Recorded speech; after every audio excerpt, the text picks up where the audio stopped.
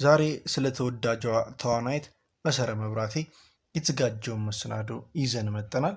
እስከ ዝግጅታችን ፍጻሜ አብራችሁ እንድትቆዩ ግብዣችን ነው። ሰላም ጤና ይስጥልን ውድ የቻናላችን ቤተሰቦች እንደምን አላችሁ? ዛሬም እንደተለመደው በአዲስ ዝግጅት መጥተናል።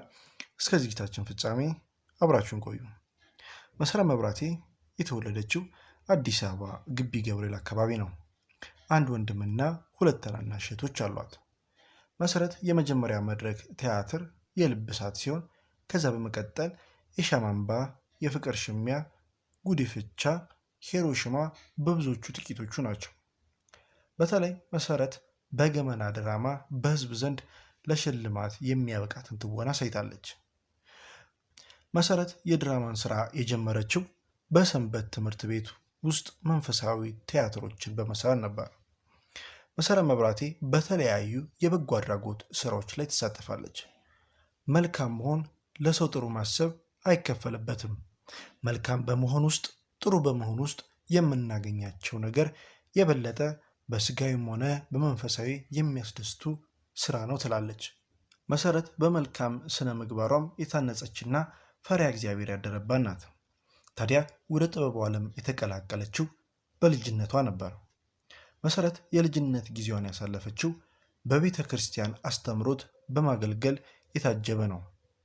በቤተ ክርስቲያን ማደጓ ትልቅ ዕድል እንደፈጠረላት በተደጋጋሚ ትናገራለች። በልጅነቷ በቤተ ክርስቲያን ውስጥ በአገልግሎት ጊዜዋ በርከት ያሉ ሃይማኖታዊ ቲያትሮችንና ጭውውቶችን ለምዕመናን አቅርባለች። ወደ ትወናው የገባችበት አጋጣሚ በዚሁ ምክንያት ነው። መሰረት ከ30 በላይ ፊልሞችና ድራማዎችን ሰርታለች። ከትወና ውጭ የማስታወቂያ ሞዴልም ነች። ከ250 በላይ ማስታወቂያዎችን ለተለያዩ ድርጅቶች ሰርታለች። መሰረት ከምትወዳቸው ሰዎች ብትሏት የቀድሞ የኢትዮጵያ ንጉሥ፣ የኢትዮጵያ የነፃነትና የጥቁር ሕዝቦች አባት አፄ ምኒልክና የነፃነት ታጋዩ የቀድሞ የደቡብ አፍሪካ ፕሬዚዳንት ኔልሰን ማንዴላ እንደምትወዳቸውና እንደምታደንቃቸው ትናገራለች። መሰረት አዘውትራ የምትመገበው ምግብ መካከል እንደ ክትፎ የምትወደው ነገር የለም። እግሯ በሚረግጥም ሆነ በየትኛውም አጋጣሚ የኢትዮጵያ የኩራት ልብስ የሆነውን የባህል ልብስ ሌላኛው መለያዋ ነው። መሰረት መብራቴ የእጅጋየሁ ሽባባውና የሶፊያ ሽባባው ወንድም ከሆነው ዘውዱ ሽባባው ጋር ጋብቻ መፈጸማቸው ይታወቃል። ከአቶ ዘውዱ ሽባባው ጋር የተዋወቁት በአንድ አጋጣሚ ወደ አሜሪካ በሄደችበት ወቅት ተገናኝተው ትውውቃቸውን አጠንክረው ከፍቅርም አልፎ ወደ ትዳር ዓለም ገብተዋል። በርካቶች ከቤተሰብና ከወዳጆቻቸው ጋር የሚያሳልፉትን በዓል በተለያዩ በጎ አድራጎት ማዕከል በመሄድ ከህፃናት ከአረጋውያን ጋር እንደምታሳልፍ የቅርብ ወዳጆቿ ይናገራሉ። መሰረት ከሰው ጋር ተግባቢ፣ ትሁት፣ መልካም ናት። የወጣቶች አርያ በመባልም የቀድሞ የኢትዮጵያ ኢፌዴሪ ፕሬዝዳንት የነበረው ግርማ ወልደ ጊዮርጊስ አማካኝነት አምባሳደር ሆና ተሸላሚም ነበረች። በአሁኑ ወቅትም የልብ ህሙማን ህፃናት መርጃ ማዕከልን በማገዝ እንዲሁም የማህበሩ አምባሳደር በመሆን እያገለገለችም ትገኛለች። መሰረት ከፊልሙ ዓለም ጠፍታለች።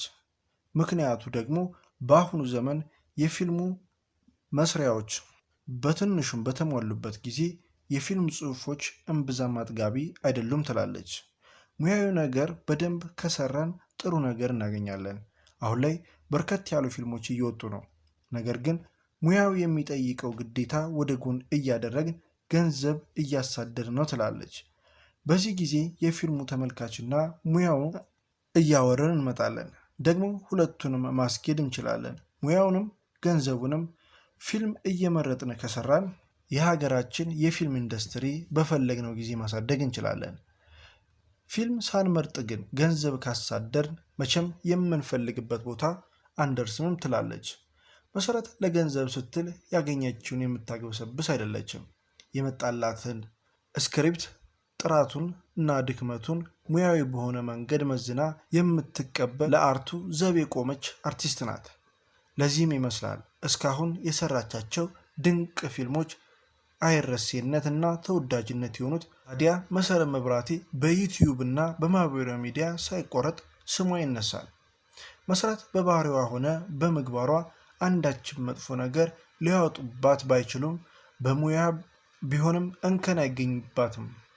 በጠነከረ የክርስትና ሃይማኖቷ ጸንታ በመኖሯና አልበገር ማለቷ ጥላቻን እንዳፈራች እርግጥ ነው። መሰረት ባላት የትወናና ሆነ በሃይማኖቷ ምቀኝነትና ቅናት የሚያስጨረጭራቸው ብዙዎች ናቸው። በሆነ ወቅትም በዚሁ ምክንያት በኢንስታግራሟ ላይ ለቅናተኞችና ለሟርተኞች መልእክት እንድትጽፍ አስገድዷት ነበር። በተለይ በዕድሜዋ ጉዳይ ብዙዎች ይወያዩበታል። መሰረት ይህንን የጻፈችው ብዙሃኑ ሕዝብ ራሱን እንዲጠይቅ ነበር።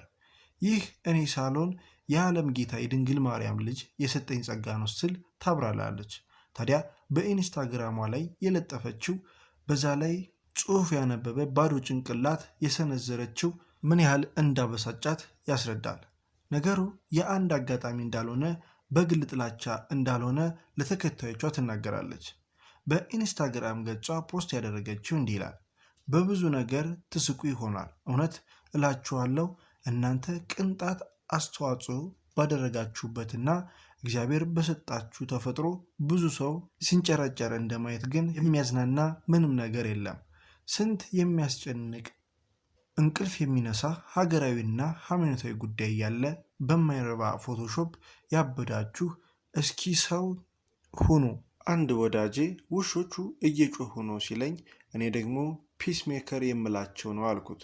ይህን ያልኩበት ምክንያት ይበልጥ እንድሰራና ስለሚያበረቱኝ ነው።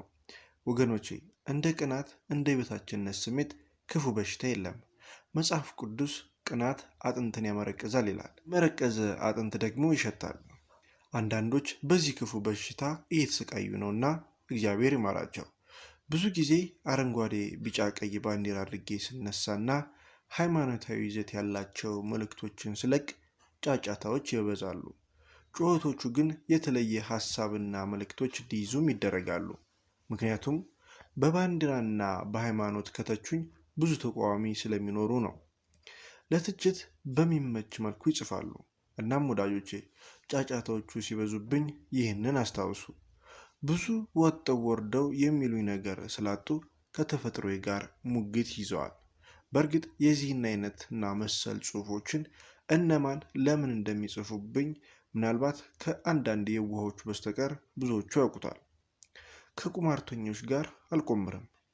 እግዚአብሔርን ፈርቶ ለሕሊና መኖር ሁሌም የስውር ኩርኩምና ቁንጥጫ አለው። በግልጽ ከሆነ ገልጋይ ስለሚኖረው ጀግና ያደርገዋል። ግን እግዚአብሔርን የያዘ ሰው አሸናፊ ነው። ሁሌም በቀሚሷ የምትሸፍነኝ እማምላክ ናት ስትል ጽፋለች። ሰላም ጤና ይስጥልን ውድ የቻናላችን ቤተሰቦች እንደምን አላችሁ? ለዛሬ ያዝንላችሁ ዝግጅት ይህን ይመስል ነበር። እስከ ዝግጅታችን ፍጻሜ አብራችሁን ስለቆያችሁ ምስጋናችን ከልብ ነው። ለቻናላችን አዲስ የሆናችሁ ካላችሁ ሰብስክራይብ በማድረግ ቤተሰብ ይሁኑ።